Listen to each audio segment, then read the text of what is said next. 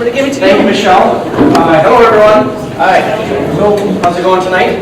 Wonderful. Good. Thank you for being here tonight. And it's a good crowd. Here's my good friend. Good to see you, Rich. Yeah, thank you. So, well, the good senator's not here yet. I suppose they're on Senate time. So, I'll begin without them. Usually, actually, the House usually starts a little later than the Senate. They're usually very much on time, especially Bruce. So if he's not here in 5 minutes, we better start saying a couple of Hail Marys or something. Anyway, well, I think what I'll do is, I want to have, of course, an open forum. I want to listen more than I talk. That is possible for an Irishman, especially McDonald. So, and as Michelle said, I do need to leave 7-ish, 7:10-ish. There's a township supervisors meeting tonight. Is that 7:30? Yeah, 7:30. 7:30. So we can drive fast. So, and a Tiger hockey team, and a Tiger wrestling, and I'm sure Waverly Montrose has something too. So, well, anyway, for those who don't know me, I'm Joe McDonald. I just got re-elected into my 5th term. So I've been a state rep now for 8 years. And it's been quite an honor to be the voice and work hard for Wright County. It's certainly very much of a privilege, and I'm very much a purist where the founding fathers truly wanted a part-time citizen legislature. They wanted ordinary folks, farmers, businessmen, teachers, ordinary moms and dads, husbands and fathers to serve down at the Capitol, to be the voice and to decide what's best for Minnesota, how to spend your money. Is basically what I have interpreted over the 8 years. Unfortunately, it's all about our hard-earned tax dollars and how to distribute that. And here's a good Senator Bruce Anderson. Everybody give Bruce a hand. He's my wingman. He has all the facts. I have all the BS, so I'm glad. So anyway. When I first got elected in 2010, the budget was $34 billion. So now here it is, flash forward almost 8 years, over 8 years, the budget now is $46 billion. And a large chunk of that is spent on education and healthcare, and then anything that's left in between goes to transportation and agriculture and public safety and judicial. But those are two of the biggest part of the budget. And always the fight is at the Capitol is what to do with the amount of money, how best to serve the state of Minnesota, what programs are necessary. We certainly need to take care of our elderly and our sick and the disabled. I happen to serve on the Health and Human Services for the last 8 years, and that's where a lot of my focus has been for the disabled community, and offering bills and appropriations money and how best to help that service those people. So that's part of the Health and Human Services budget. But I just want to pause and just welcome Bruce, and if you want to say a few words to introduce as well. We just started, and turn the floor. Thank you, Representative. Appreciate it. Well, thanks for being here tonight. I had the opportunity of being down in Capitol today and getting ready for things coming up. We're talking about different issues coming forward, and of course health is a big thing. But just to let you know that I've been down to the Senate now. This is finishing my 6th year, starting my 7th year in the Senate. I was in the House for 18 years, House Representatives, and we're back at trying to see how divided government works. So we're the only divided government in the whole United States. Minnesota is always unique in whatever they do. So we are one vote and a majority in the Senate. Senate Republicans hold 34 members to 33 Democrats, and the House is up by, 18 members over the House now, Democrats and the new Governor Wolf. So lots of things that are happening. We had a call in this morning, a conference call that we held, talking about different issues that we're concerned about. Big thing that we are concerned that we tried to pass last time was opioid problems within the state, especially the addiction problems that are facing not only the state of Minnesota but across the nation. And law enforcement is huge, begging for us to help in solving that problem. We don't know if we have the answers, but we're looking for answers from the public as well as people that are in the industry. So that's a huge thing that's before us. Healthcare reform, had we not done some major investment to help with healthcare reform in 2017, we would probably not have the reduced costs of health insurance, but we know that the costs of insurance is going to continue to go up. We need to address that issue. So there's many, many issues that are before us, and one thing that in talking with people today, lobbyists that came in, is tax conformity, and how do we put that together. And we had 2 bills last session, this past session, for tax conformity to remedy the issue that came because of the bill that got signed into law by President Trump back in 2017, December. But we in the state of Minnesota twice provided 2 tax conformity laws, but along with tax conformity, we also figured that we should have tax reform. Because right now, we, as far as businesses, we have probably, if not the second, almost the first top level of taxes on businesses here in the state of Minnesota. And that's what we've had since 2010. We've had at least 34 huge businesses leave the state of Minnesota, or at least their what would you say, their business, Manufacturing? well, not the manufacturing, but their headquarters have been moved up. What's the big? Medtronic moved theirs to Ireland, and many others have moved their businesses or headquarters out of the state of Minnesota to avoid the taxes that we have. So that's another issue that we're trying to deal with as to how we keep businesses from leaving the state, and continue to keep our businesses up, and make sure that we get a happy constituency. Yeah. Got big problems ahead of us. Yeah, many problems, but this is really a candid conversation. We want it to be your meeting as well. So I think, Bruce and I both prepared some things to talk about, but I think we're both on the same page. We want to open it up really to discuss what's important to you. I think we'll touch on healthcare, that's very important. We'll touch on taxes and the high taxes. There's been an impact study by the Wall Street Journal, and it just stated that Minnesota is the least tax-friendly business state in the nation. That's not a good ranking by no means. We have the highest corporate tax rate within the 50 states, with the highest 7th taxed corporate rate. We're even higher than California, and that's not good to be anything above California, in my personal opinion. So let's talk about health care. Does that sound good? A little bit about health care, taxes. We can talk about certainly the accomplishments. What did we do? You've sent us down there to do the work. Did we accomplish anything? And we certainly, I have a list of things. I have some things off the top of my head that I recall, and I also wrote some things down that I can also, we can share with you, that what we did accomplish. Fortunately, we do accomplish some things at the Capitol. Obviously, we should. You expect it. We do work across the aisles, despite what the media maybe will tell you. Republicans and Democrats do work together. We have to, right? We've had a Governor Dayton for 8 years. We've had a House majority for 4 and the Senate for 2. So we have divided government, and we do accomplish things. We make sure that the education is fully funded, higher ed, transportation.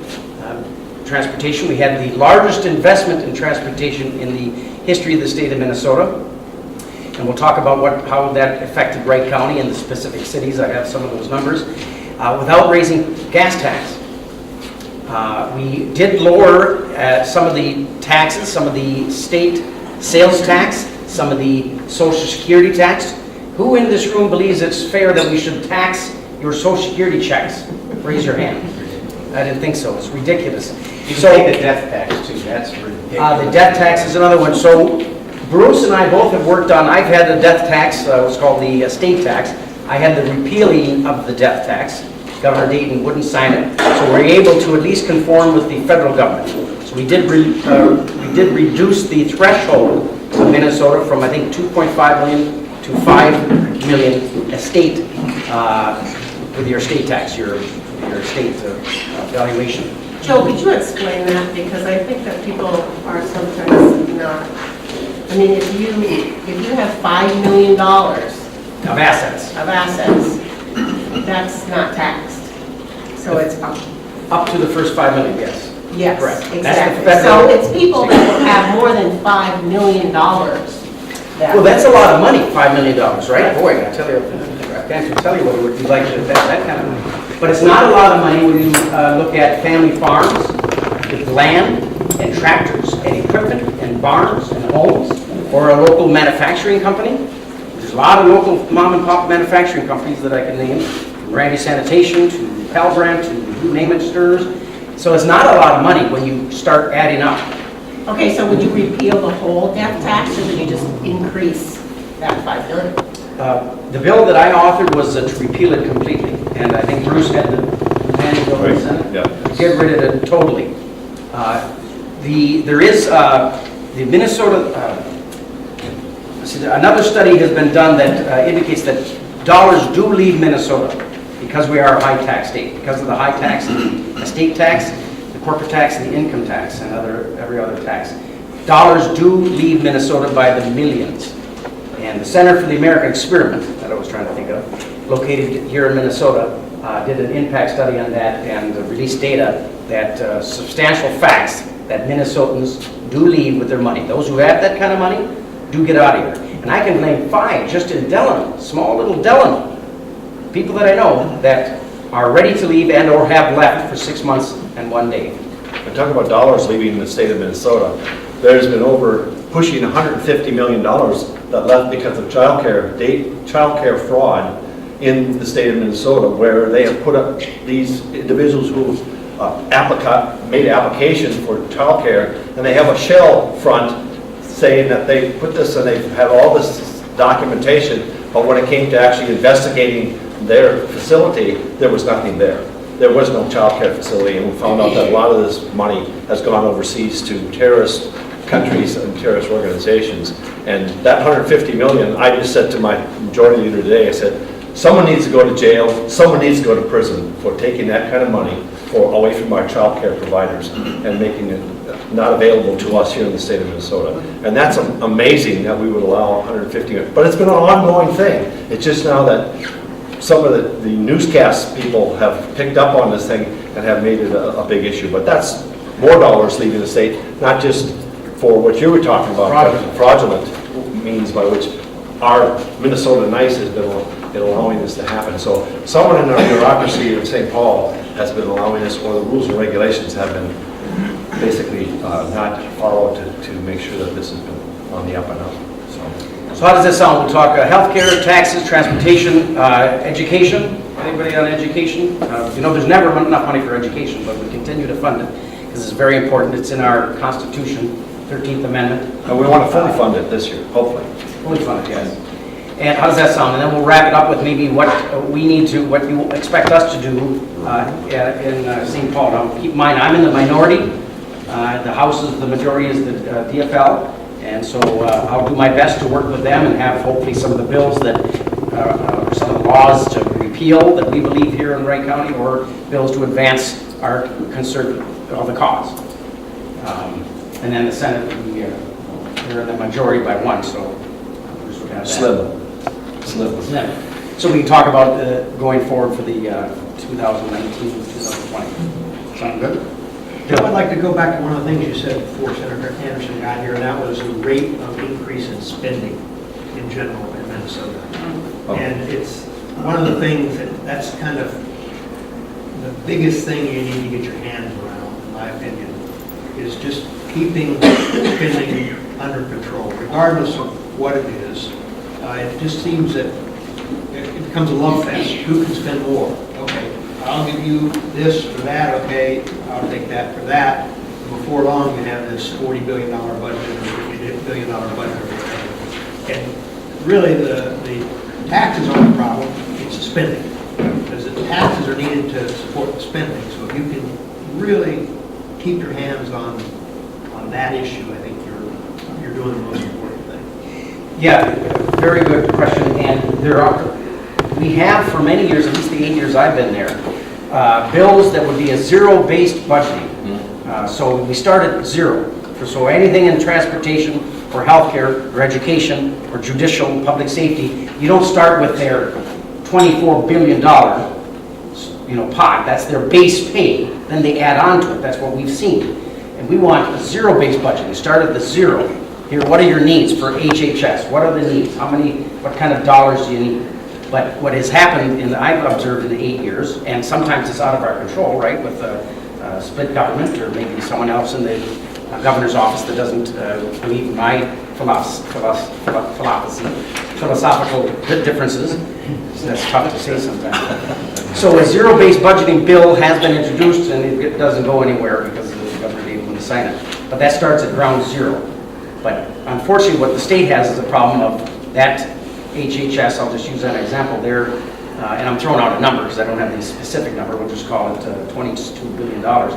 And then their projected increase of spending based upon those folks who are reaching 65 or older, or those who are eligible for welfare or health care and or disability community.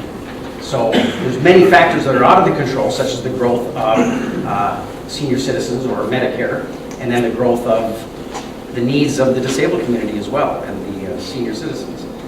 But there is a better way to do it, and it starts at zero-based budgeting. Wouldn't you agree? Yeah, we've tried to promote zero-based budgeting, but we've never had the opportunity to be able to get all three sides to agree on that type of budgeting menu. And each time it's been always, say, healthcare's at $12 billion. That's where they work. That's the way the state works. If education's at $15 billion, that's where they start. Now we gotta up it some more. I'm happy with, because we've spent, since I've been in the legislature, which was in 1995, we went from 17 billion, which was our budget, to 46.3. Way up. I mean, that's $30 billion in 22 years. And that's just general fund spending. As I- Add all the spending, it's around 65 approximately billion. And you know, we do a lot of good, the state does a lot of good for that. Obviously, roads, bridges, education, healthcare, welfare, there are people that need them, but there is a lot of waste. As Senator Anderson said, if you're unfamiliar with the story of the dollars for the child care assistance, we're leaving the state by the hundreds of millions. It was a fraudulent, dishonest, crooked people that did that. And they qualified for $1,000 per student, per kid, per month. So some could get up to $8,000 a month from our money. And then they took it. They said they had, kids. They were paying a mom. Mom, a mom, she had her own daycare center. So if you're not familiar with the story, maybe look it up. One of the ladies who got caught was indicted and flew. She left. She's not even, we can't even, they're searching for her now. So she went back to somewhere. I'm trying to keep it milk toast here and not get too upset, because it is very upsetting. Let's just say it wasn't the Irish that was doing it. The Germans, the Polish, the Swedes. The Swedes either. So we're on camera, so you got to be very.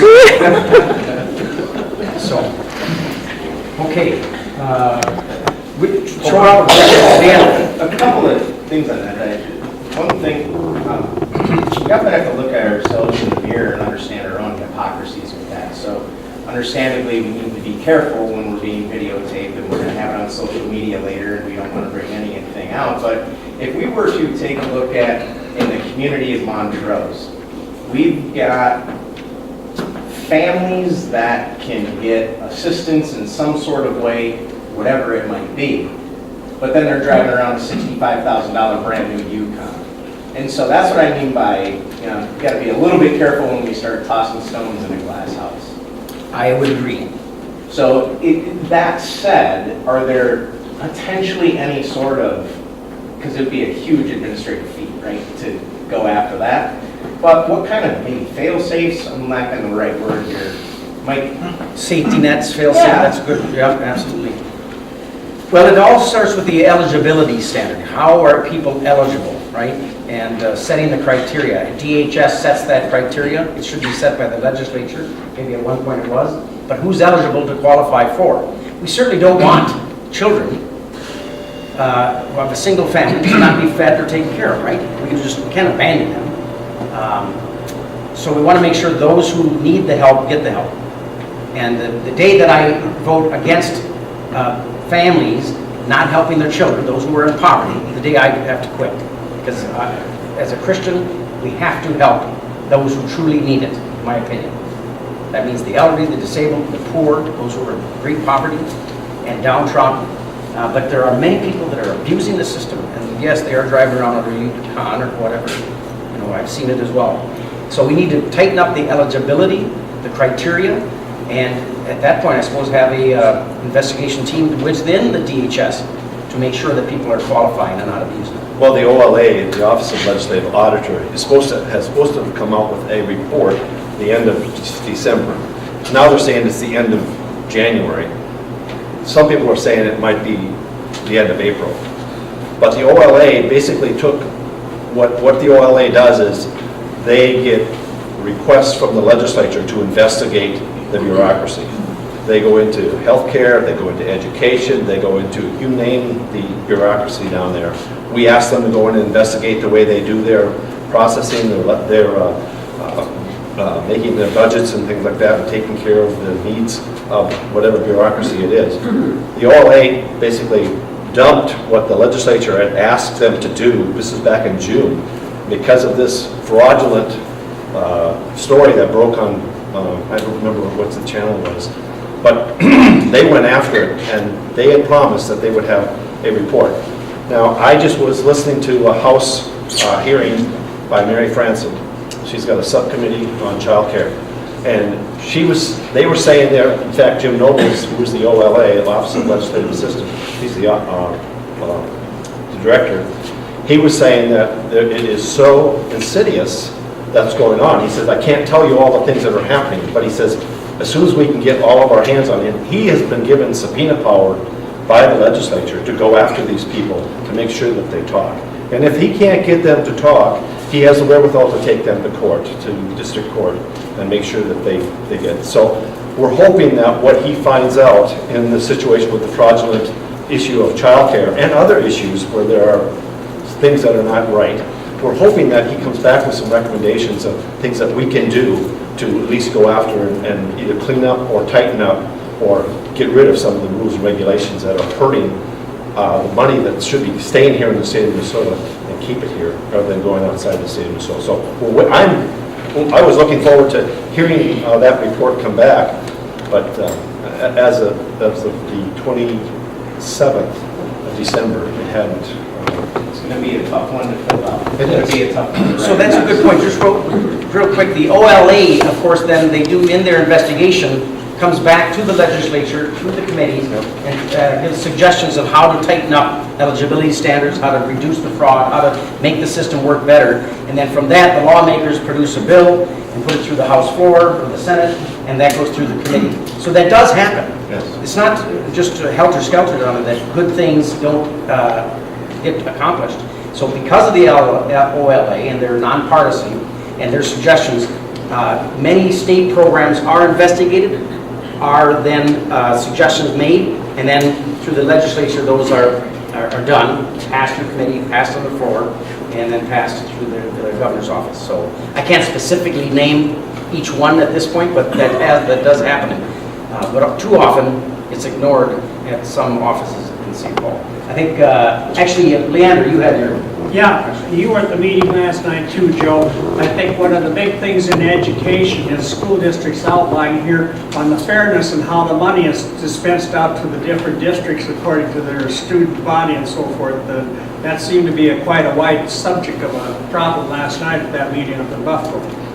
Yeah, there's inequity in funding. Leander's speaking about that we were at yesterday with Stearns County and Sherburne, Wright, and Carver coming together with the school superintendents, and they just talk about the inequity of funding.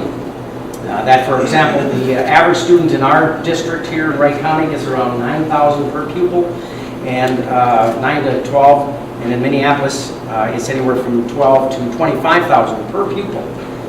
Or on the outlying states, or outlying cities, Eden Prairie, Wayzata, Maple Grove, their schools, of course, are offering a lot of programs, right? They can pay the teachers a little bit more, they can offer more programs, more AP programs, college and school, and do that at a fraction of the cost as our district.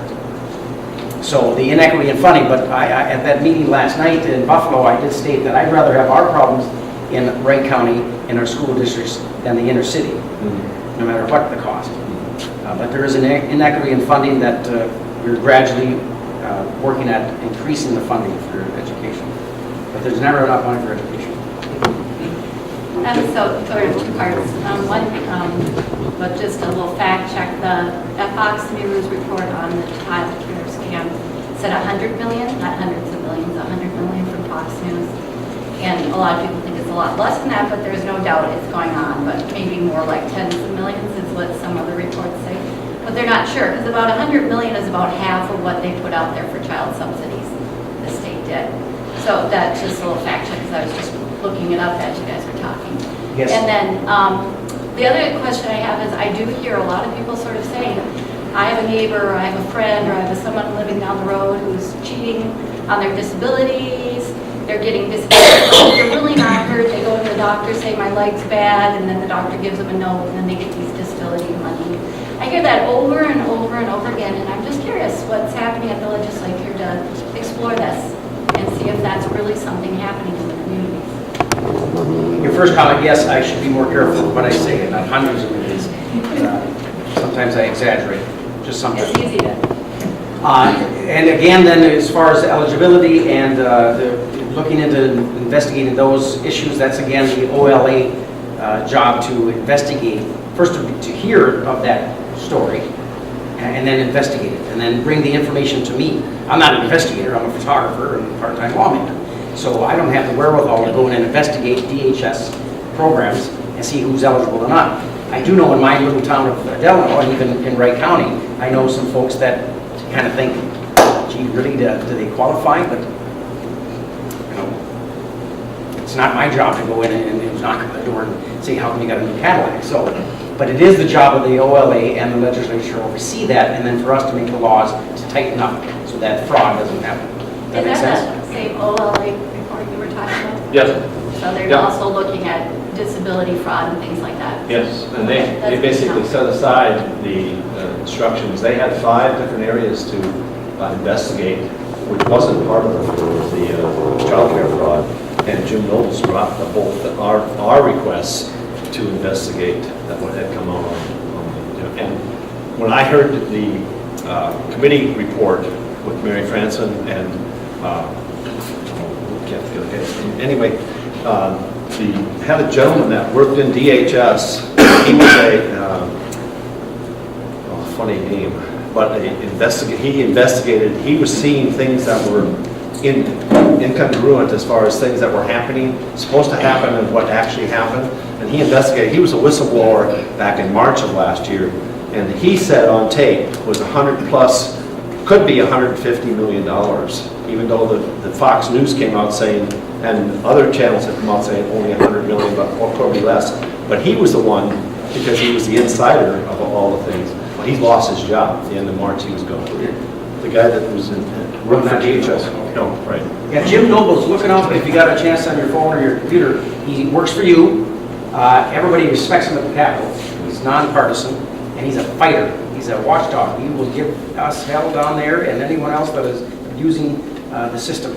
And he's a good friend to all of us, and he's watching our tax dollars and giving us suggestions, hey, legislature, here's what you need to do to make sure this doesn't happen. And not always just about fraud, but also how do we do things better? How do we make sure MNsure works, or MNLARS works? He's done a full extensive research on MNsure and MNLARS. You should read that story. And through his investigation and his team, slowly, incrementally, changes are made that improve programs and systems and save taxpayers' dollars. I just heard this morning that the Office of Investigative General, that got started back in, I think it was 2010, that she has now come out, and this was on tape, that she has come out having spent $100,000 for an attorney to investigate this fraud. But I heard this morning from one of my senators saying, well, it's to negate what Jim Nobles is going to come out with as far as his investigation is going. This is agency suing another agency. Yeah, it's ridiculous. It's very mind-boggling. So we'll just wait and see. Dan? So talking about DHS and eligibility, do you think assets should be involved in that equation and not just income? I'm not sure. What do you think? I think so. I think it should be a part of that, not just on the fact that you have income. If you can live in a house, you must, something had to pay, somebody had to pay for that. And, I mean, when you take into consideration your taxes, your property taxes, everything, 1 acre of land and your property is all, that's what they evaluate your land on.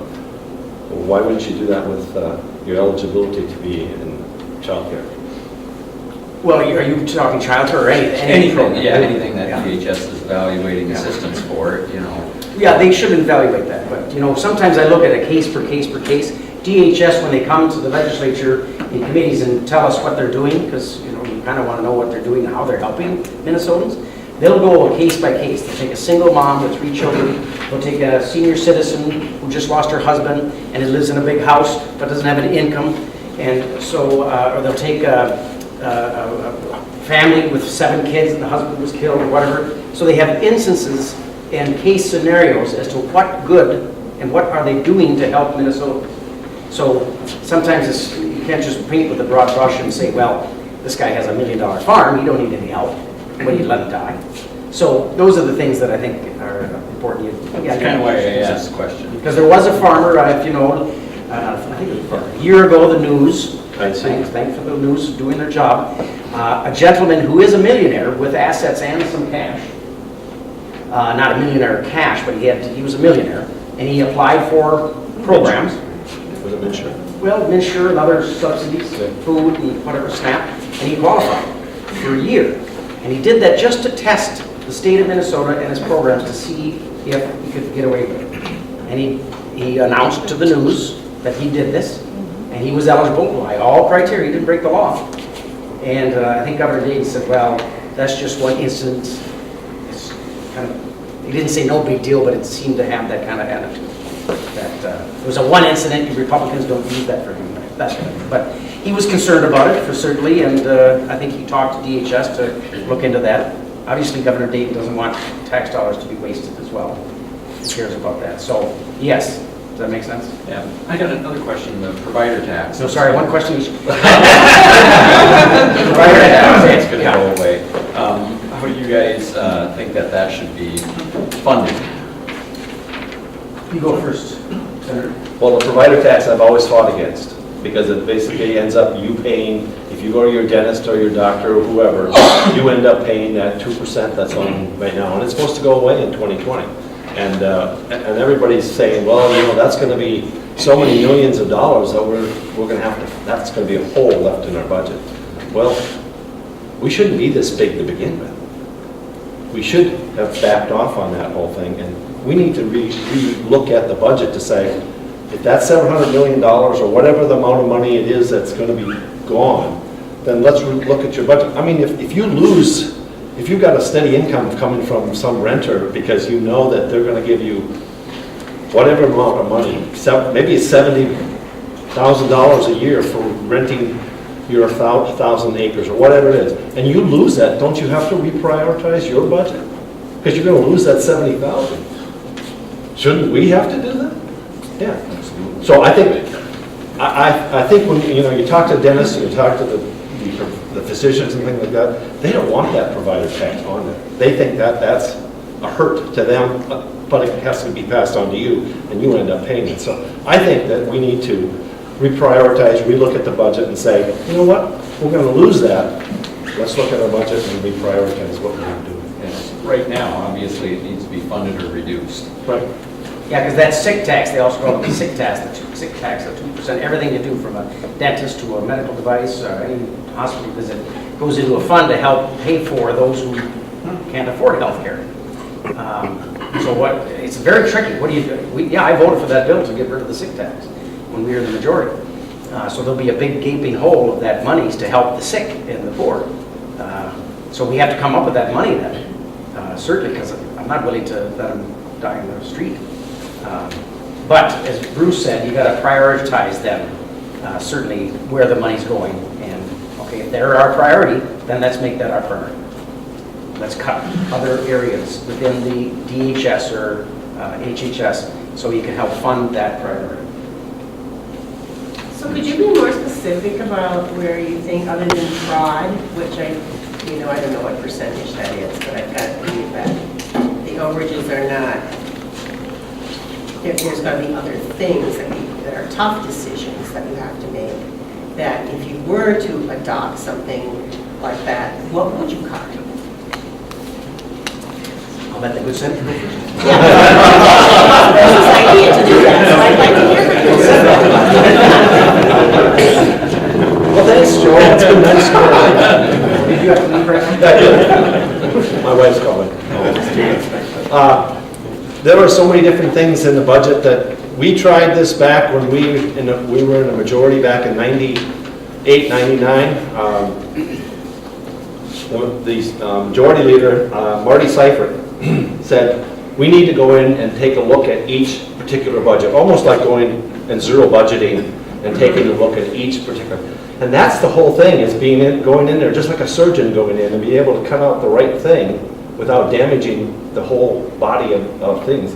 And he proposed at that time, and we didn't have the Senate, we didn't have the governorship, and so, well, we had Jesse Ventura, but never mind. We tried to propose that, and the Senate would not go any place with being able to take and look at each budget individually. I called it the sunshine bill, meaning you go into each budget and you look at them and make sure that there are things that we are not wasting, things that have been put in place that need to be meticulously cut out. And that takes time. It takes a major impact, and be able to hire interns to go in and go through the budgets, people who are skilled in looking at each budget and taking it, tearing it So apart. you don't have anything in particular that? Not particularly at the time, because at that particular time, 98, it was basically a wish list to say, and my budget bill didn't, my sunshine bill didn't go anyplace. It just sat on, and the chairman of the committee, which was government finance, he didn't want to hear the bill, so I didn't get a hearing. But it's those kind of things that we need to push to make sure that our budget and our government is working in a fine-tuned fashion, that we aren't wasting or taking things and putting them in place that don't need to be there. Well, you talk a lot about waste, but I was looking for something, anything at all that you can point to. Yeah. That you felt today was waste specific. There's lots of things that can be, but to try, like I said, we have not had a majority where we've had all three parts of government since back in the 60s. Well, I'll just add on that to your point.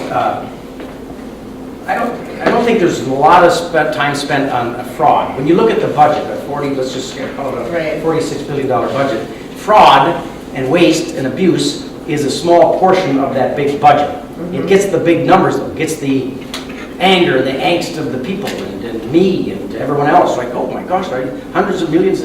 So it's an easy one to pinpoint. Say, oh, there's fraud, there's waste and abuse, and I'm going to go down and cut it with a knife. That's kind of platitudes, and it's a small portion of the budget. Yes, we need to spend time on that and make sure that people aren't wasting our tax dollars. I'm sure you all work just as hard as anyone else to keep it and run your household, unless alone give it to someone that's going to waste it. But it's a small portion of the budget, so there's bigger fish to fry, if I have to say, in education and healthcare and transportation. But you still have to keep an eye on that ball. In specifics, we did mention some specifics of the child care. Was one. Another one was estate or eligibility through your asset preservation. So some of those were specifics. Does that answer your question? It does. It's certainly a much more specific answer than I was hoping for. It's a much more thorough answer. I think that in the positions that you both have, you must see things beyond fraud, because fraud is a sensationalism kind of thing. There's a small piece of the budget. So there are going to be tough decisions that need to be made. I was just wondering where you both stood as far as, what do you think we could potentially do to keep taxes low? What would you see as a viable thing that we could look at? Yeah, and I'm an optimist. The state of Minnesota is in fairly good condition. We're not perfect. No one's perfect. But our GDP growth is one of the highest in the nation. Our unemployment is down the lowest in the nation. We're doing great things for people that need it. Our education, our graduation rates, our achievement gap is wide. between the minority and the students of color and the whites. That is a concern. We need to close that gap, and there are legislation that's doing that. But overall, our test scores are good, and the state is robust, so I kind of see the glass half full and don't always focus on the negativity. Yeah, I appreciate that, Joe, because we do, I love the state of Minnesota. We do some great things here, and I appreciate your kind of taking that perspective with it. One agency that we've tried to get rid of ever since I've been in the legislature is the Met Council. I would love to I get would rid vote of for it. that. Yeah, and we've fought hard not to have them come into Wright County. And that would be an area that we could save a lot of money. Yeah. Jason Franzen. I have a suggestion for budget cutting. The Dayton administration in the closing days before Christmas raised all the commissioners' pay 40%. That's an approximate figure. That needs, I think, has to be approved by the legislature. The House is in the minority now. It goes to the Senate. Is there something the Senate or possibly the House can do to bring their pay in line? My understanding was from the start of June that the pay went up about 40% for all the commissioners' top spots. We need a prayer service. Wasn't that repealed though? I mean, Dave said he didn't know really anything about it. Somebody had done that. He said in my last days, things happened, but I had read that that was immediately retracted then. Yeah, Those increases MNB, did not. Minnesota Management Budget decided to make that decision without the governor's approval. Exactly. And legislature committee approval, run by, I think that committee is Marion O'Neill, Representative Yes. O'Neill from Wright County. So I hope to believe, I haven't followed it yet, because it's so through Christmas, you'll be busy with your families. I hope that the governor has decided that, because he was embarrassed by it, that he would nullify Yeah, that. I heard it was retracted, nullified, and Yeah. Let's follow up on that, though. yeah. Yeah. Wall's campaign talked about raising the gas tax. They were anywhere from 35 cents to $1. What is the legislature looking at? I mean, can they stop it, or can Wall get his way? I'll let the good senator go.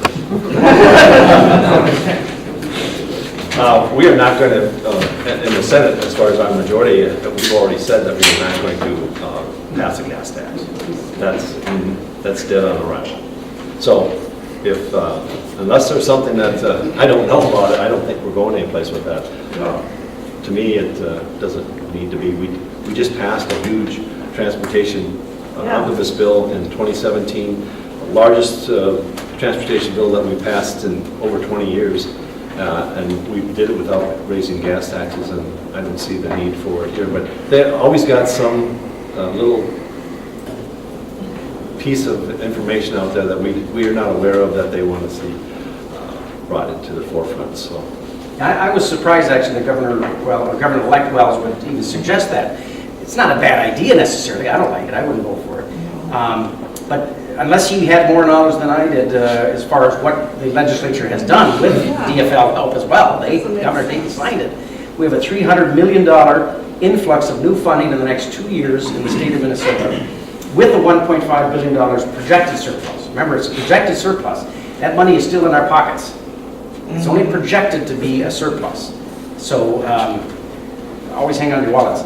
Anyway, so for Wright County, what does that mean? It means this, and I suppose some township supervisors here, Bill, would welcome this new influx of money for Wright County. Certainly I am. So over the next 4 years in Wright County, we will receive $3.2 million of increased funding, not zero-based, but increased funding for roads and bridges in Wright County. For the cities, this is the breakdown. Delano will receive $84,000 in new local street aid. I think they'll be happy. I'm going to be happy about that, or anyone who drives through Delano. Annandale will receive $52,978,000 of new funding for their roads. Cokato will receive $42,556,000. Howard Lake, $36,362,000. Montrose, $49,650 for more funding for roads and bridges here. Rockford, $59,500. South Haven, $12,353. And Waverly, now you guys beat out Waverly, by the way, Montrose, $31,674. Of new funding in the next 4 years.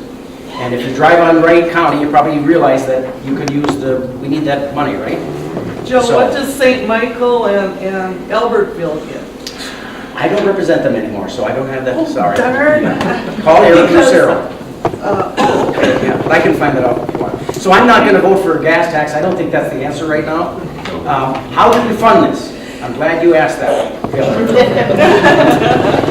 Well, there was an idea, we took MnDOT, of course, MnDOT's a very important agency, and their priorities and what needs it in the state and where, right, Bruce?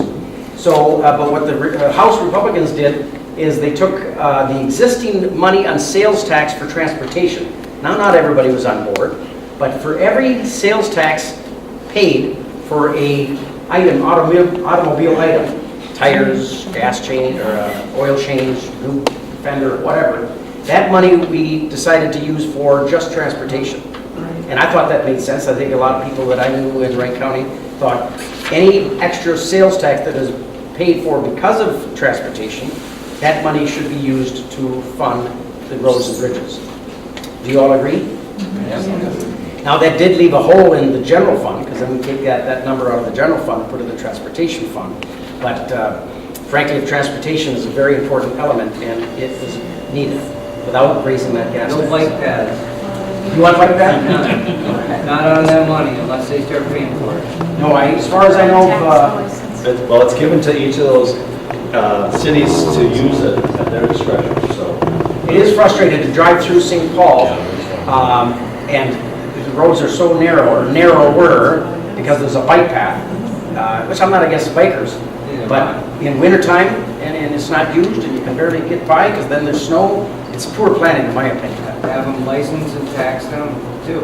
They're using our roads. I've had people ask me to put in legislation to tax bicycles and their licensed bikes because they're using the road just like we are. I got negative feedback from my caucus because they tried this back in the 70s or 80s and then went nowhere. Yeah, Representative Dennis Quam from Rochester had that in the House, and boy, did he catch that. It was hated man for those biking. Well, they want somebody else to pay for it. We ride a horse on the trails and we have to pay for a trail fee. I drive my snowmobile on a snowmobile trail, I have to pay a snowmobile fee. Why can't a bicycle pay a bicycle fee? Now, that fee, though, does that go into the, for the horse industry, the snowmobile industry as well, or does that go Goes into into coffers? the park for to maintain the Parks, paths the that the horses use. You still gotta pay a fee, is why I'm getting it. Yeah, I would agree. I want to know about Highway 12. Yeah, fix it. I want to know what's going to be done with that between probably Maple Plain and Delano. That major area. Bill McMullen will see you shortly. He has a township supervisor. Well, Highway 12, they just had a Highway 12 meeting again today with Sheriff Derringer was there, and Maple Plains policeman, Sheriff Creels, and many other policemen. And were you there today at the Highway 12? No?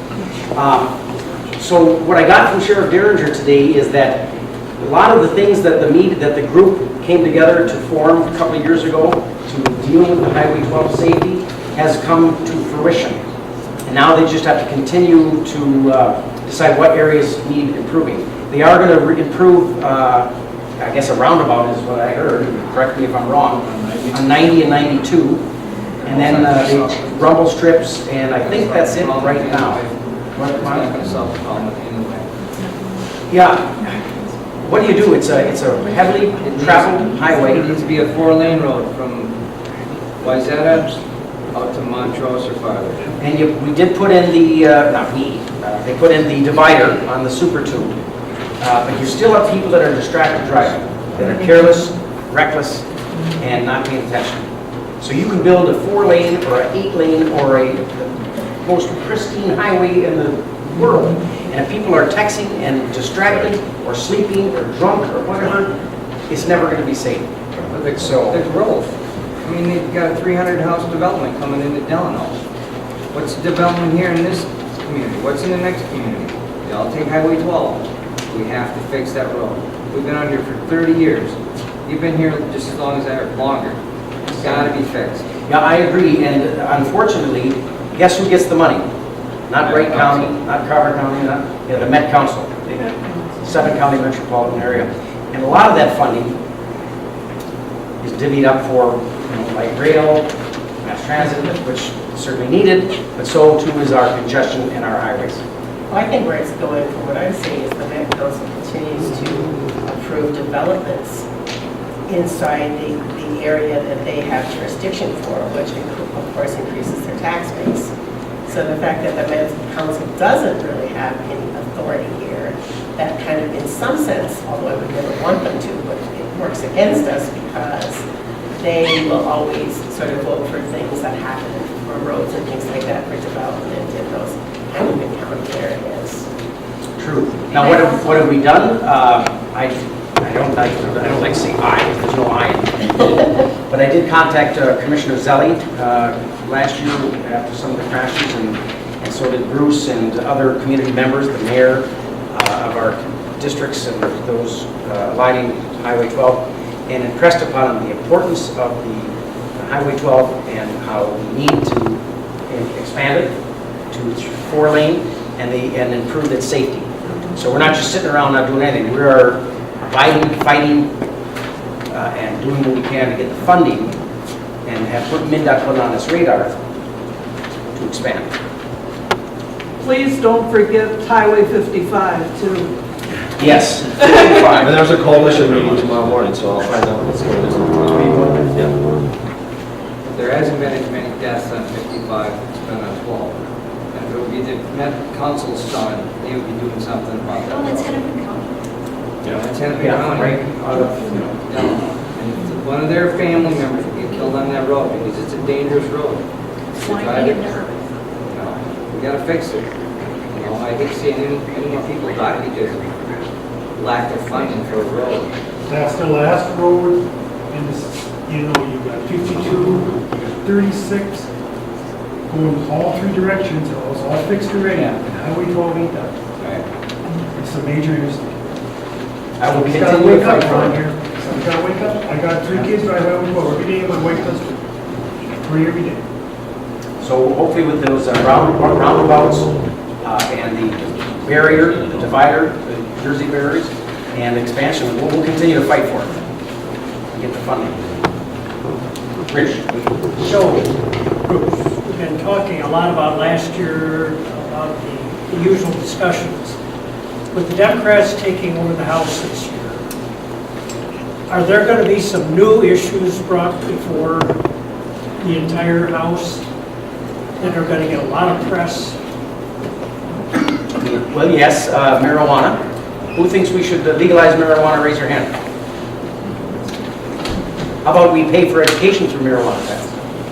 You've taxed marijuana, or if you improve marijuana and tax it, you're going to give more money to the state to spend.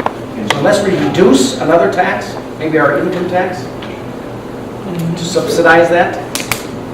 So marijuana will be, gas tax will be, we'll continue to work on funding for education and higher ed and healthcare and judicial public safety. Those will be the ongoing discussions. There has never been any serious attempt in the country to stop the marijuana legalization activity.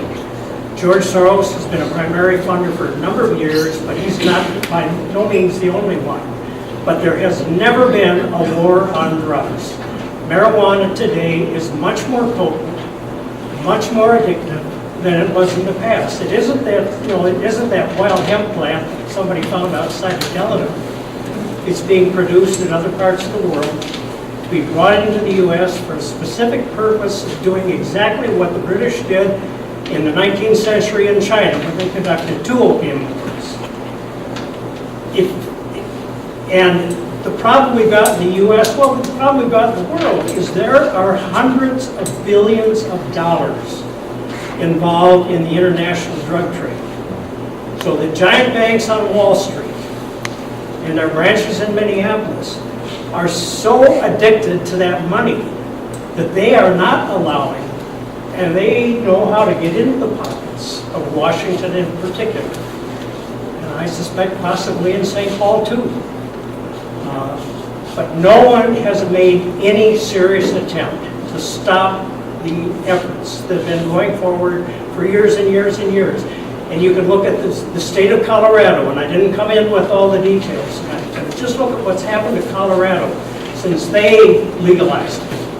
Well, now you mentioned that Rich, yesterday I was at the Capitol and spoke to Brian Johnson. He was the chairman of the Public Safety Committee, and a former policeman as well. And he said that the governor, I guess, told me, the governor of Colorado now regrets it. Thinks it was a huge mistake. For every dollar of tax it brings, so those who are in favor of legalizing marijuana, let me know what your thoughts are, because I'll be voting yes or no on it. Of course, I'm right now no. I didn't vote for the medical marijuana either, for other reasons. Not that those who needed medical marijuana shouldn't get it, but other reasons. It was a bad bill. But for every dollar of tax marijuana brings into Colorado, this is what Brian told me. I didn't fact check again. If the public safety is costing $4.25.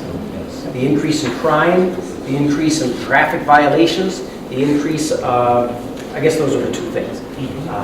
So they are now very concerned and think it was a mistake. And I hope we don't do it. The governor said he'd sign it if it goes across the desk. The only saving grace, it probably will pass in the House. I would think it would pass. Maybe not. I know many good, my friend Democrats that I don't think would support it. But I don't know if they have 72 votes, they can pass it. The Senate would be the stopgap then, unless they have a rogue, maybe a rogue voter, one vote. He won't do that. So what do you think? Is it a good idea for Minnesota? No. We have problems with opioids already, and I don't know if you're aware of Teen Challenge, but the executive director of Teen Challenge says marijuana is a beginning. Its purpose. Well, it's not even that, it affects the cognitive function of the teenagers immensely. And how about, how do you regulate, how about these forklift drivers, or anyone else in construction that doesn't have to be drug tested, and they decide to... And the federal government says it's illegal. That's what, and I talked to lobbyists today, and they said the federal government needs to enforce. Correct. And so for us to go forward, we're basically breaking federal law by passing it. That's right. Can I change the subject? Yeah, do you want to get off marijuana? let's go low. No, he's got, Go ahead. first of all, I just wanted to thank both of you for your support for people with disabilities and your work at the Health and Human Services Committee. I'm working with people with disabilities, and there's a lot of fraud and all that stuff. There are many people with disabilities who do need care, plain and simple. And so as long as we can continue to work and figure out ways to restructure, how can we afford to pay people who do the work a more than a non-livable wage when they're passing meds and when they're dealing with people at their worst, when they're having mental health cycles. How can we make it work?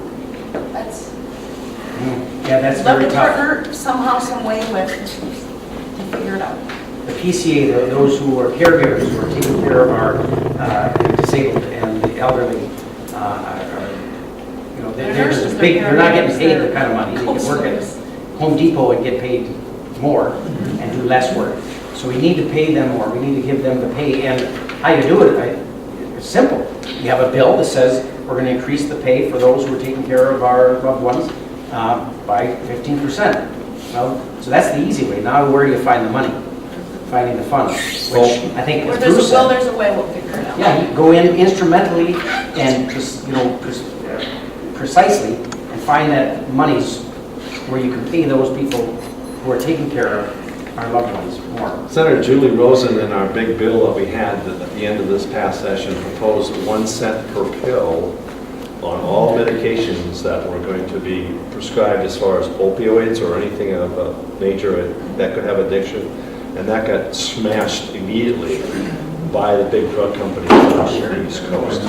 So they're trying to help in this area of health and all. I have a daughter that's taking drugs. She's got cerebral palsy and she's in a group home.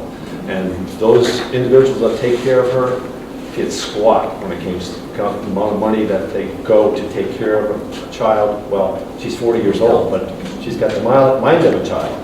And it's those kind of things that we need to try and find avenues. That's why we need suggestions, ideas, thoughts from you people to come and to tell us what you think might work. You know, it's amazing. Everybody thinks, well, I'm only one person. I can't do that. Well, I'm telling you, There's a person by the name of Jesus Christ, and he turned the world upside down back 2,000 plus years ago. So one person can change the world, and you can be that person. Each one of you here, just by your suggestions, your ideas, your thoughts, calling us on the phone, telling us what. But those people do need help. Those people, especially those who take care of those special needs individuals. I got an idea. So the legacy money, that percentage tax that we pay on sales tax, legacy tax for clean water in Minnesota. So it's not only on clean water, but it's for outdoors, for casters and blasters, we call them fishing and hunting, which all of them take for, but also for the arts and culture. Not that the arts and culture aren't important, but I would submit to you that perhaps that extra sales tax is taken off for arts and culture, sorry if I offended you, and be spent on paying our caretakers more. I mean, somewhere we got to find the money. Maybe it's the lottery. Maybe for in perpetuity, 7% of every lottery dollar that's collected goes to pay for our caregivers. Something creative. If we can't think of it, then what good are we doing down there? The money's there. It's just everybody's fighting for it. Everybody wants. And not that they're not good causes, but You do an excellent job of showing it's not simple. Thanks. You do a simple job of making it. Anyway, so there you go. You, earlier this evening, so I'll cover 2 questions. Earlier this evening said, taking a look at fully funding schools. Right. Is probably the foundational reason why both of you are here this evening, because this community and district had a spirited conversation in November in regards to school funding. Part of the Minnesota State Constitution. You're a foundationalist, to use your word. Therefore, it is there, the foundation of our future generations. How is that, number one, not the first thing then that we figure out when taking a look at the budget? I get it, it's the biggest part, so that's my first question. How is that not the first thing? And then the second thing is, everybody could call BS. You can take a look at all the districts and go, BS, you don't need it. You could cut here just like we have to cut at the state, right? So the 2 questions are, how is it not the number one? How is it that the local citizens have to make up for the deficit? And then where could we call BS on the schools? well, I'm glad you asked me him. Well, by fully funding too, I mean, so in my head right now, we were just asked for 900 additional, $1,000. We were just all asked for $1,000 additional. Back in November. Yeah. Waconia just passed theirs, it was pretty close to that. Minneapolis got all the pub, they passed it for over $400 per pupil, whatever it was. DC, Dassel-Cokato, I don't think they passed theirs. But a lot of the school districts around here did pass through the local citizens. But the local citizens are the ones that have to go and fund something that the state is supposed to fund, right? So we're all kind of scratching our heads going, man, number one, how does it happen? And there were some really good points made by citizens in the community. Really good. You mean in the paper? I'm sorry? In the paper? Oh, this was primarily Facebook driven, social media driven, yeah. Facebook, what's that? Yeah, believe it or not. Yeah, maybe even some tweets. But, so there it is. There it is. How is it not the number one that we figured out, that the state figures out? How is it not the first thing that we figure out in the budget? And number 2, where maybe at state level, is there visibility at state level where, I don't know if broad brush is the right word, but man, live school districts, you really got to get this in line, because you're putting strain on us. And then where could we be going back to the school districts and saying, you guys, all right, you got to listen to that, that's a good point. Well, you got to look at what, and I think that those who were at your meeting last night, which I couldn't make, talking about inequity in funding for the school districts across the state. Back in the early 90s, they had a lawsuit. In fact, the Buffalo School District, along with other school districts, I think there was 15 or 20 school districts that challenged and basically sued the state of Minnesota for the inequity of their funding.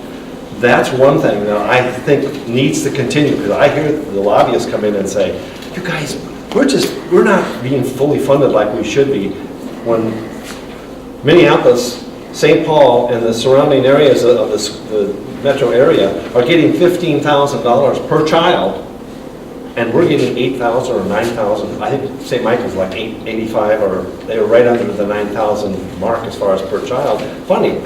Total inequity in the way that things are.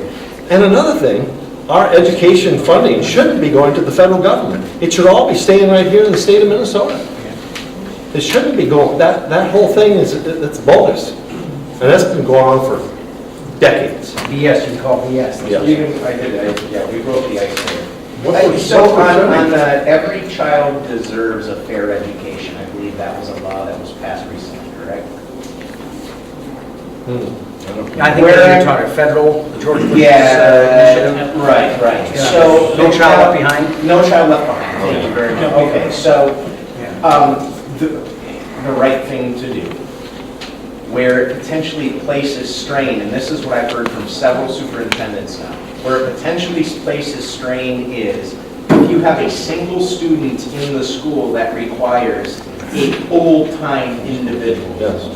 Okay? Like my daughter. Not saying that your daughter doesn't belong with the rest of the kids. That would be the wrong thing to do to put her somewhere else. Well, that's not being funded. That's not being funded the way that the law is supposedly written. The federal government said they were going to fully fund it. 40% of the money that was going to come into the states across the nation was going to be fully funded by 40%. If they get 12% of the money that should come for special needs, or those people who need special teachers to help them, they don't. Federal government says you as a state have to pick up the ball on that. So that's my misunderstanding, because I was made to believe that was more of a state-led.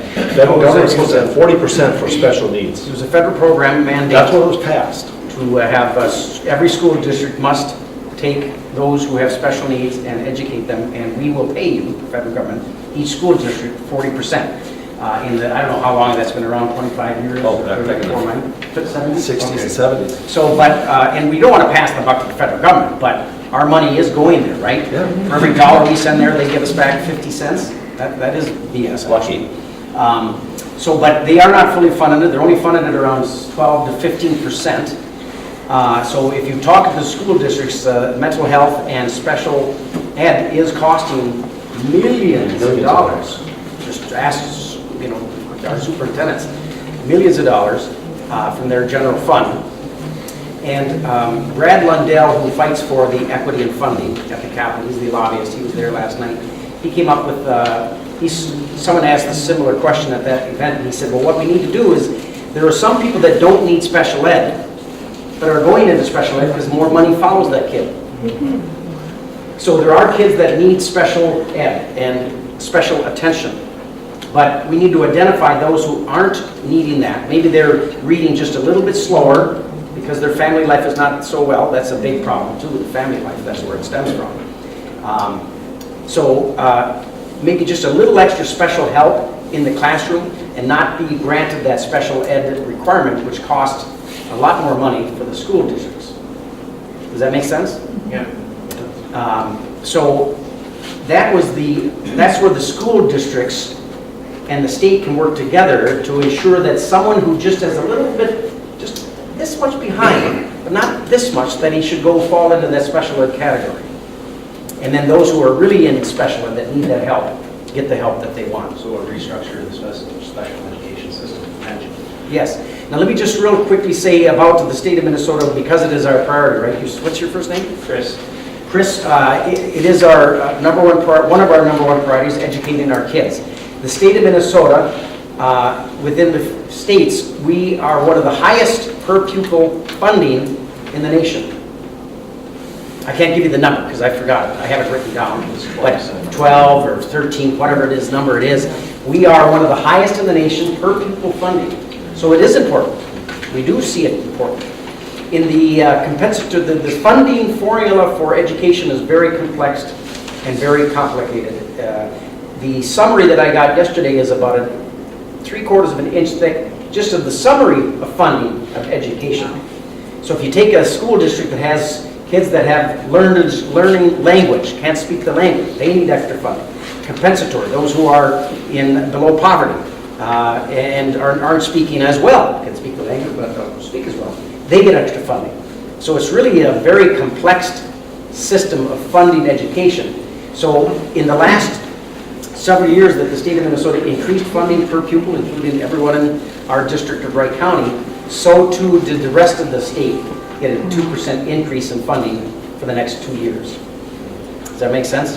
So that continues to spread. For those cities like Wayzata, I'll pick on them. Anybody from Wayzata here?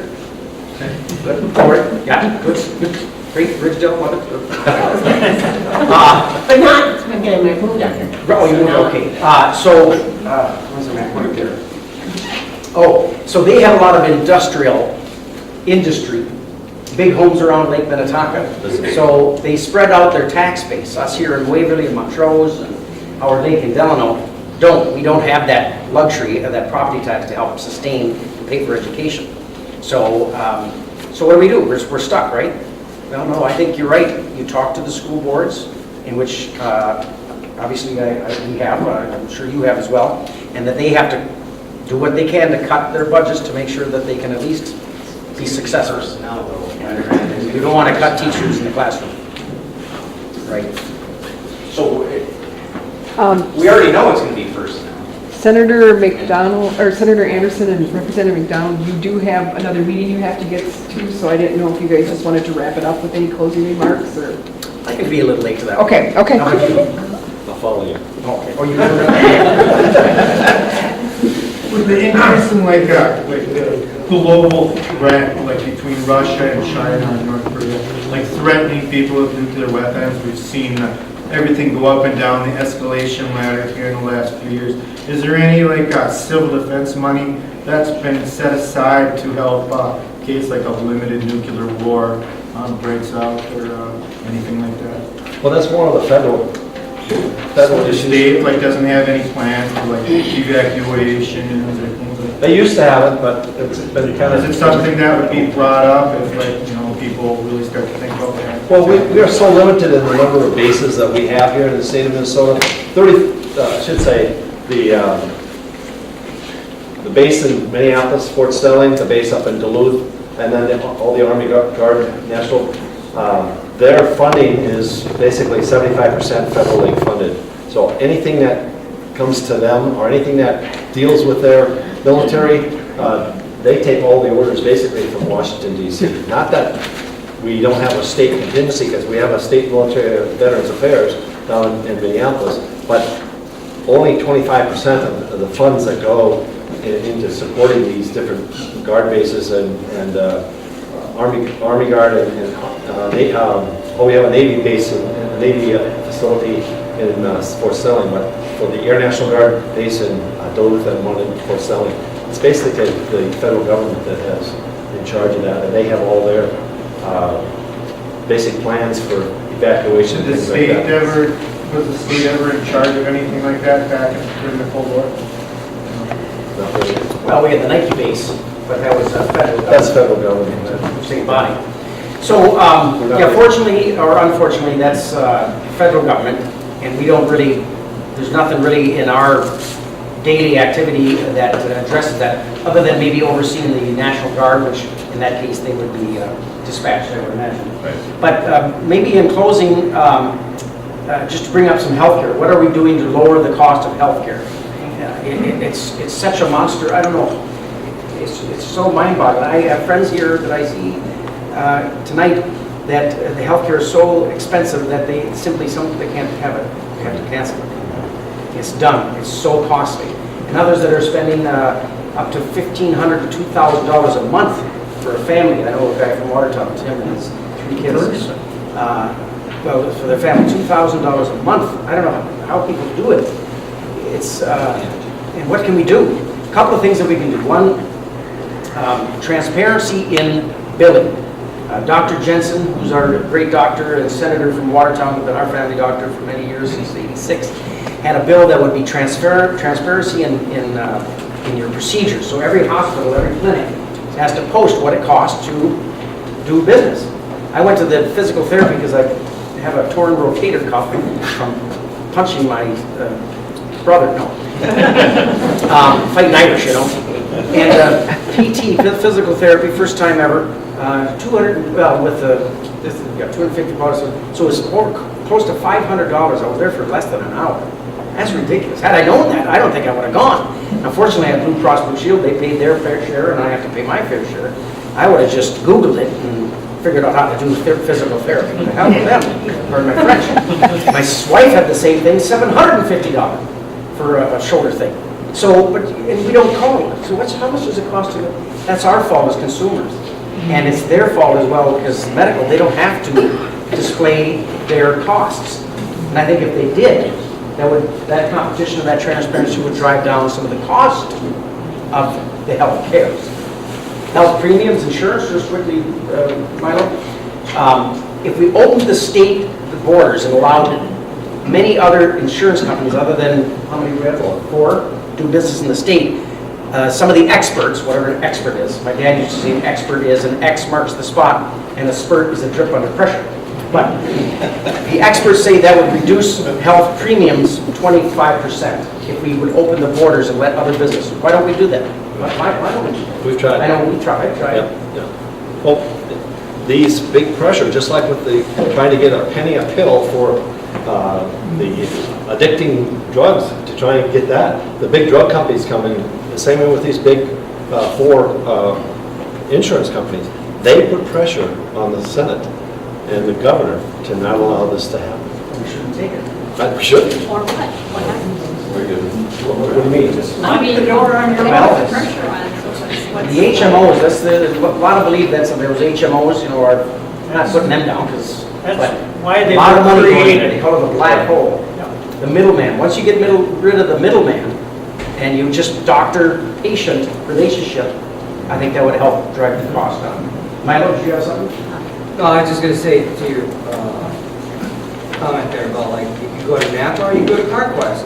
You can shop around to get your car part cheaper. Or you can go to Copart's, or you can go to Cub, or you can go to Hy-Vee. You know, we gotta let more competition come in to drive the price down. You know how much a part's gonna cost when they go, well, it's $17. Over here, it's 16, I'll go buy it over here. I think that people get used to their health insurance though too. I've always had a policy where I have to pay like, $1 dollars before anything comes. I know what I'm gonna pay for right away. And when people go, I'm just gonna go, I don't think insurance pays for it. I'm like, I think you only do. Yes. Boy, that's an issue. I talked to the hospital administrator in Buffalo and go find out again. You know, I don't want to end a Debbie Downer. I want to keep positive, because we are doing great things in the state. We as a people, we're helping people improve the quality of their life with health care and education and getting to work and getting to families and getting to your loved ones. Okay, but we're more perfect than we're not perfect. Okay, if we all work together. But there are areas of that just simply human nature, and you take advantage of people in the system. We just have to be watchdogs and pray for them as well. But anyway, talk to the administrator of Buffalo Hospital, and she'll tell you of those who are taking advantage of our fine generosity. Question? Another thing that's been kind of on my mind here, how can we ever feel confident that our elections in Minnesota are fair? I'm really concerned that there's a lot of voter fraud in this state, because some of these people that get elected, I don't see how they could have made it if, if the people. You don't mean me, right? No, not you. I just think of two right off, and I think, like Al Franken, how did he ever get elected the first time? And then when I was some stuff, how did this happen? Well, I mean, did these people show up with this trunk load of absentee ballots after midnight and stuff like that to be counted and stuff like that? It's not bothering me. Yes. Well, many people believe that voter ID, that has to be. We tried that too, and it didn't go anyplace. That was a constitutional amendment. Yeah. Well, we have to ensure that the integrity of our voting is honest and upright. Otherwise, the whole republic will collapse if we don't believe that is an honest and fair election. That's right. So, and what about like early voting too and stuff like that? When they start what, a month? How long did they start it? A month? Yeah. Couldn't that be narrowed down a little bit? Because that gives some of these. I'm sure there's ways, I guess. Is a month too long, you think, for early voting? Well, yeah. Right. Absentee voting. Yeah, I agree. I'm just, asking. Yeah. Absentee voting, though, for those who are serving overseas or who loved ones that are away, I think we don't want to get rid of that. I think voter ID, I think you need to have, see, the voucher system in Minnesota, I think is an area for fraud or a possibility of corruption, where you can go into a precinct and say, well, I vouch for these 12 guys. They're my friends. Well, show us a utility bill or something. You don't have an ID, you don't need an ID. Show us a utility bill. Well, you could really put together a utility bill fraudulently pretty easily today. So that voting system is, that vouching system, I think, is brought with opportunity to take advantage of the system. I'll give an example. Representative Carolyn McElpatrick from Deer River. Do you know where Deer River is? Yes. I was elected with her in 2011-12, and she was a grandmother type. Everybody loved her. Wonderful. People loved her up in Deer River. She went out and campaigned that second year, 13-14, and 13-14, and everybody said, oh, Carol, we support you, or we voted for you already. The police were for her. The council, everybody was for her. They loved her. A lot of Democrats for her. They loved her. Day of the election, this is what she told me. Another school teacher, grandma type, Carolyn loved her. She said her and many other folks saw busloads coming up to different precincts within Deer River and Effie and that area. People get out of the bus. They said they didn't recognize them, didn't know who they were. Voted, and she lost by 250 votes, approximately. Now, I know there was some fraud, disruption, dishonesty going on there. She does too. Build the wall. So, all right, well, in closing, anybody else, anybody else that didn't get a chance to make a comment or ask a question? Should we do this again? Yes. Maybe mid-session? Kind of busy mid-session. Or after session, maybe after session. Once a month, Joe. Once a Once month. a month. Can you do it at your house? Well, we're done to our office. Mary, with that said, I'm always open for you to call me or contact me. My studio's in Delano, so I'll be out there Fridays when I'm not at the Capitol. Bruce is just in Buffalo, and you want to give me your cell number? My cell number's on the list. Yeah, you can contact me anytime, and I'm usually my legislative assistant at the Capitol, because I couldn't do it without her, or him. I forget who it is this year. They keep on switching. They say I'm such low maintenance that they give me anybody that'll take the job.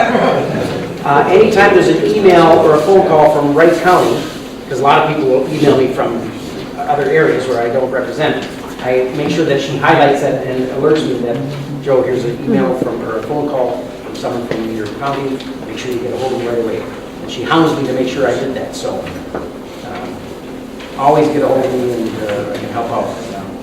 We'll plan maybe another one of those groups, and then end of maybe in June in session. Yep. Thank you. And Mary, she had her hand up here. Minlars, how's that going, and why Okay, when that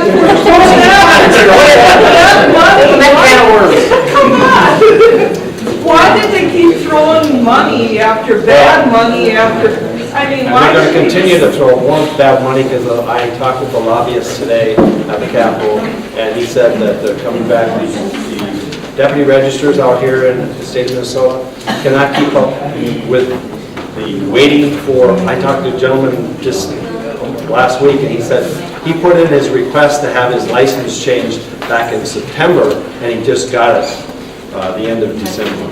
Could I suggest you fire those companies and maybe get some high schoolers or some kids that are right out of college that could probably whiz bang through that?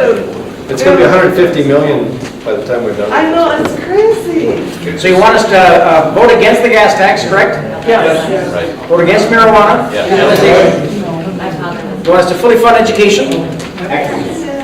Take care of our disabled community and those, would you want us to increase the spending on those who take care of our loved ones? The elderly and the sick and disabled? I'm for that. I want, we could talk for an hour of some of the things that I've worked on, Bruce and I, on helping the disabled communities, that's why I think I'm there for many other reasons. Anything else? See how you're doing next time. Yeah. Thank you very much. Thank you.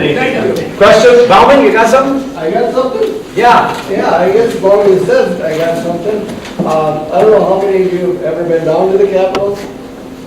It's a great building, and all you have to do is just watch for different hearings that you're interested in, go down, sit in on them. It's really educational. We'll give you a full tour of the Capitol. It's your building. They spent $308 million restoring it, and it is a beautiful building, and we'll give you a tour anytime. Stop overtaxing us. Stop overtaxing. Stop overtaxing the poor. We're the highest tax for poor people in the United States. Last question. What are the chances of sanctuary cities and states in this state? What's the chances of what? A sanctuary. Well, we let you out of Delano, Dale, so It's a possibility. who knows with the situation. We have a new Attorney General elect. He's not going to vote for anything of sanctuary cities. I'm not going to vote for anything of sanctuary cities or sanctuary state. I think California's sorry that they did. What about Second Amendment sanctuary? If they pass something and you go for a Second Amendment sanctuary. The Second Amendment is going to be widely debated this year. And so if you're Second Amendment, pro-Second Amendment, stay aware of that. And know that we'll protect your Second Amendment rights. Gun owners are going to be down there lobbying either the end of January, first part of February. January 24th. January 24th? January 7th, when we get sworn in, Tuesday? 8th. Or 8th, yeah, thank you. They're there, the anti, or those who are concerned about guns, those who think that we should not have our guns, or those who think that the Second Amendment needs amending, they're going to be there on opening day to voice their opinion. So, if you like your guns and your Second Amendment, show up. Bring your gun. Well, you can carry your guns at the Capitol, but you got to notify the Department of Public Safety. Yes. Did you know that? What are your legislative dates, from when to when? January 8th, which is this coming Tuesday, to May 20th, which is the last, the third Monday in May. Okay, thanks. And Michelle and Deb, thank you very much for the invitation and having us here. And don't hesitate to call or contact at any time for anything. Thank you.